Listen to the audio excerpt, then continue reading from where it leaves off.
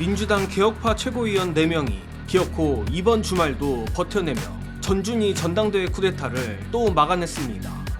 게다가 여기서 끝난 게 아니라 일당백 최고위원 4명이 전준희의 치명적인 절차 하자까지 잡아냈다는 대박 소식입니다. 구체적인 말씀을 드리기에 앞서 감히 짧게 평가하자면 이성윤, 문정복, 박규환, 박지원 최고위원은 정말 역대급인 것 같습니다. 저 개인적으로는 판타스틱4, F4라는 다소 낯간지러운 별명까지 붙이고 싶을 정도인데 한편 오늘 민주당 최고위는 그야말로 전쟁이었습니다. 민주당 최고위는 오늘 선호투표제 도입 문제를 논의했지만 또다시 결론을 내지 못했고 회의는 파행 끝에 자동 산회했다고 합니다.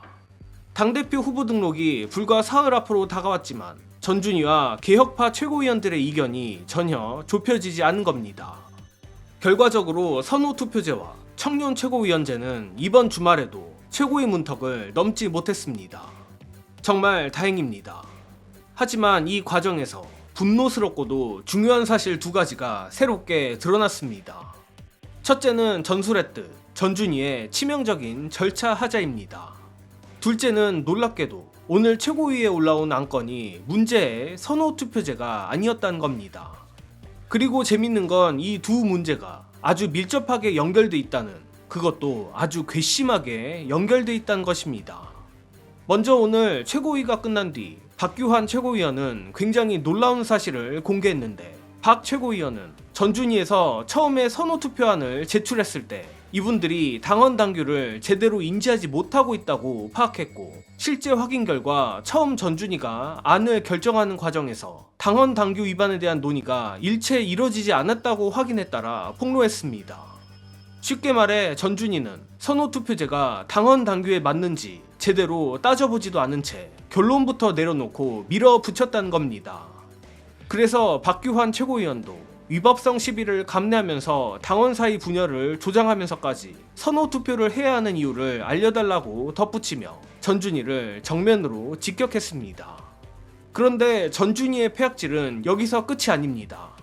앞서 말씀드렸듯 오늘 최고위의 실제 안건은 선호투표제 도입 여부가 아니었습니다. 그렇다면 무슨 안건이었느냐? 골 때리게도 당규 개정안이었습니다. 관련해 이성윤 최고위원은 최고위 안건에 지난번에 이어 선호투표제를 토의할 줄 알았는데 올라온 안건은 당규 개정이었다고 밝혔습니다. 박규환 최고위원 역시 느닷없이 당규 개정안이라는 안건이 올라오고 선호투표를 법제화하려는, 그래서 위법성 시비를 제거하려는 안건이 올라와 있는데 어떻게 받아들이나라며 전준희를 비판했습니다. 다시 말해 전준희가 오늘 최고위에 올린 안건은 선호투표제가 아니라 선호투표를 법제화하기 위한 위법성 시비를 제거하는 당규 개정 안건이란 겁니다. 가뜩이나 전준희는 그동안 선호투표제가 당원 당규에 위반되지 않는다고 주장해왔습니다. 그런데 최고위에 선호투표제 안건을 다시 올리는 대신 오늘 선호투표제를 가능하게 만들기 위한 당규 개정안을 올렸습니다. 즉 사실상 전준희 스스로 기존 선호투표제가 당원 당규에 저촉된다는 것을 사실상 인정한 것이나 마찬가지입니다. 아마 이쯤 되면 사태가 얼마나 심각한지 이해하신 분들도 계실 텐데 제가 다시 최대한 쉽게 정리해 보겠습니다. 일단 전준희는 처음 선호투표제를 의결할 때 당원 당규 위반 문제를 논의하지 않았습니다.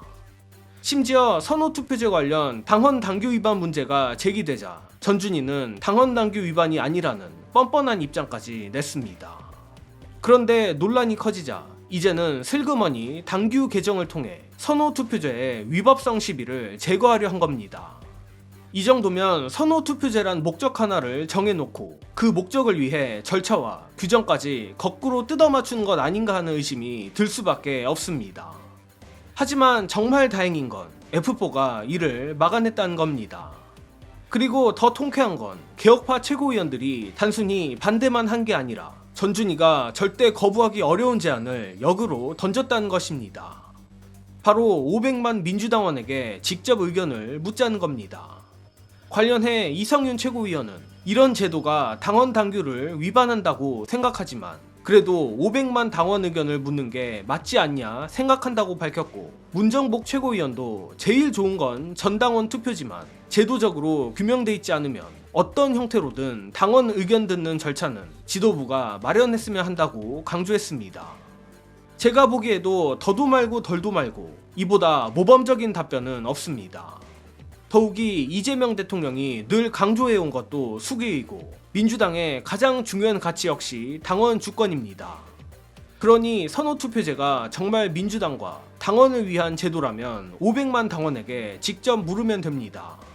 당원들이 원하면 하면 되고 싫다고 하면 안 하면 됩니다. 너무나 단순한 문제입니다. 전준희가 정말 당원과 민주당을 위해 선호투표제를 추진하는 거라면 500만 당원과 수기하자는 제안을 거부할 이유가 없습니다. 반대로 당원에게 물어보는 것조차 두렵다면 애초 목적이 당원 주권이 아니었다는 의심을 자초하게 될 겁니다.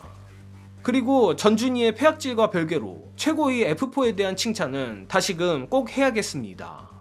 국민의힘은 정상적인 정치 집단이 아니니 아예 논외로 치고, 저는 현 시점 대한민국 정당 민주주의 최전선에서 가장 치열하게 싸우는 정치인은 과장없이 이성윤, 문정복, 박규환, 박지원 최고위원이라고 생각합니다.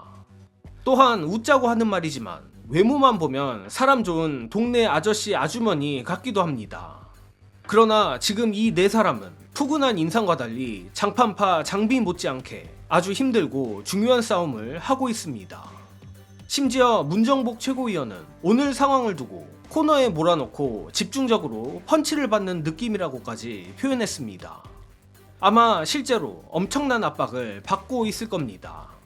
전준희뿐 아니라 이른바 뉴 이재명 세력, 친석계 등 사방에서 압박이 들어오고 있을 가능성이 큽니다.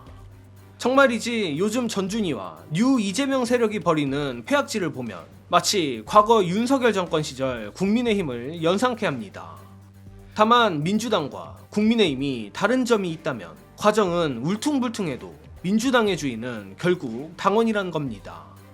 적어도 최고위원들이 당원을 믿고 정치적 생명을 걸면서 싸울 수 있고 500만 당원에게 직접 물어보자고 요구할 수 있는 정당이기 때문입니다. 따라서 제가 할 수 있는 건 이렇게 영상을 만들어 상황을 알리는 것 뿐이지만, 영상을 봐주시는 민주시민 여러분들께서라도 최고위원 F4를 꼭 지켜주셨으면 합니다. 동시에 당원 의견도 묻지 않고 전당대회 룰을 멋대로 바꾸려는 전준희에는 계속 강한 분노를 보여줘야 합니다. 특히 아직 전준희 쿠데타는 완전히 끝나지 않았습니다. 하지만 이번 주말에도 4명의 최고위원이 버텨냈고 전준희의 치명적인 절차 하자까지 밝혀냈습니다. 이제 전준희가 선호투표제를 반드시 해야 할 이유와 그것이 민주당과 당원에게 어떤 이익을 주는지 증명할 차례입니다.